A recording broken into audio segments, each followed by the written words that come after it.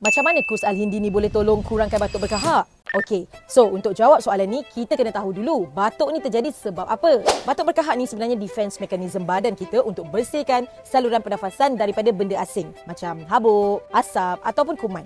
Tapi bila batuk tu dah berlarutan sampai lebih 2 minggu, itulah tanda-tanda dah ada infection. Dari situlah paru-paru dan tekak kita mula radang dan menyebabkan kita batuk non-stop sampai kahak jadi tebal. So, macam mana Kus Al-Hindi ni boleh bantu? Okey, kita tengok pula dari khasiat dia. Kus Al-Hindi ni ada bahan aktif yang bernama Cousteau-nolite yang bersifat anti-radang dan antioksidan, di mana dia bantu redakan radang dan pada masa yang sama dia membasmi kuman-kuman dan infection yang ada dalam badan kita. Kiranya 2 in 1 lah.